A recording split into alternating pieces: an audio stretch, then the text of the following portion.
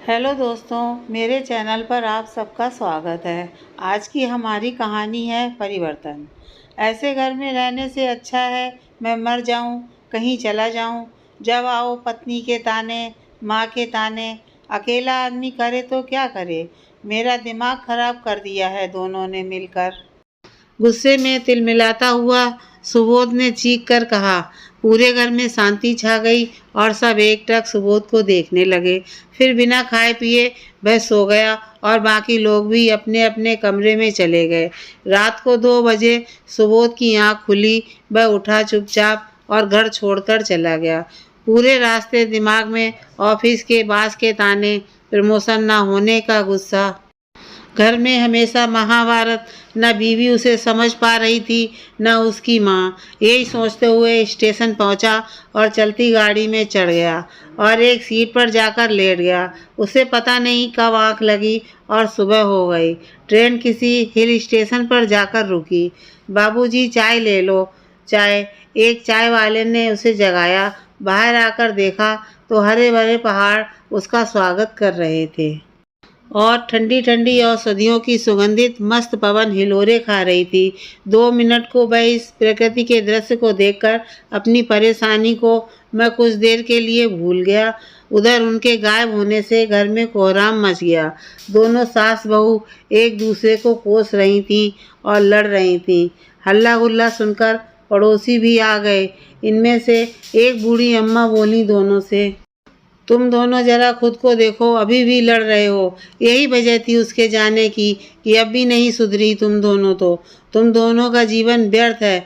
लड़का अभी तो बाहर भागा है, कहीं कुछ कर ना ले फिर पछताती रहना। यह सुनकर दोनों शांत हुई और बहू को अपनी गलती का एहसास हुआ। उससे पहले सासू माँ का हृदय परिवर्तन हुआ। वह बोली, बहू सारी गलती मेरी है। मैं हमेशा ज़्यादा अधिकार चाहती रही बेटे पर। शादी के बाद बहू का भी उतना ही अधिकार होता है। मैं अपने अधिक ममता मोह के कारण बेटे को उसके और तुझे स्वतंत्रता नहीं दे पाई। जिस प्रकार खजाने पर सर्फ बैठा होता है और पर वह खजाने को खर्च नहीं कर सकता, वही मेरी स्थिति है। मुझे माफ़ कर दे बेटी। वह बोली, नहीं माँ जी, मैं दोषी हूँ। आते ही आप दोनों के प्यार को बांट दिया मैंने और इनसे हमेशा आपकी बुराई कर करके इनका दिमाग खराब किया। माँ बेटे के प्यार को ख़त्म कर दिया मैंने, ना आपकी इज्जत की। उल्टा सीधा बोला आपको। मैं आपके प्यार और अधिकार नहीं समझ पाई। मैं आपसे छोटी हूँ। अभी दीन दुनिया की समझ मुझे बहुत कम है। आप तो गहरा सागर हैं। आप सब कुछ जानती हैं। मुझे मुझे माफ़ कर दो। इतना कहकर वो सासू माँ से लिपट गई। दोनों फपक कर रो पड़ी और दोनों ने अपने मन के मैल को अपने आंसुओं से धोकर निर्मल कर लिया। चलो बेटा, ढूंढने चलते हैं सुबोध को। माँ बहू को उठाते हुए और सब लोग भी खोज में निकल पड़े। उधर सुबोध पहाड़ों की गोद में बैठा प्रकृति के खेल का आनंद ले रहा था। तभी उसकी नज़र एक बूढ़े आदमी और उसके साथ एक 30 वर्षीय लड़की पर पड़ी, जो पहाड़ों पर सामान ले जाने का काम करते थे। बूढ़ा आदमी सिलेंडर को सर के सहारे पीठ पर रखकर जा रहा था, जबकि लड़की लकड़ियों का गट्ठर रखे हुए जा रही थी। उसके मन में दया आया। उसने बूढ़े आदमी की सहायता के लिए सोचा। बूढ़े आदमी से कहा, बाबा लाओ, मैं पहुंचा देता हूँ, आपको परेशानी हो रही होगी।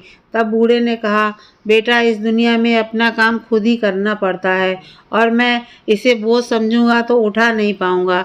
यह मेरा जीवन है। आज आप मदद कर दोगे, कल मैं किसके भरोसे बैठा रहूँगा। निकम्मा हो जाऊँगा मैं। ये लड़की मेरी बहू है। मेरा बेटा खाई में गिर के ख़त्म हो गया था। वह भी सामान लाने का काम करता था। तो क्या मैं डर के काम बंद कर दूं? मैं बहू से मना करता हूं काम करने की तो कहती है, बाबा जैसे आप खुददार हो मैं भी वैसे ही हूं। परिस्थिति से डरकर भागती नहीं, सामना करके हल करती हूं। उस बूढ़े की बातों ने सुबोध के मन पर गहरा प्रभाव डाला और उसने बूढ़े के पैर छुए और बोला, बाबा आपने जीने की राह दिखा दी।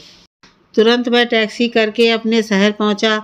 उसकी माँ पत्नी मिल बाहर पड़ोसियों के साथ चिंतित बैठे।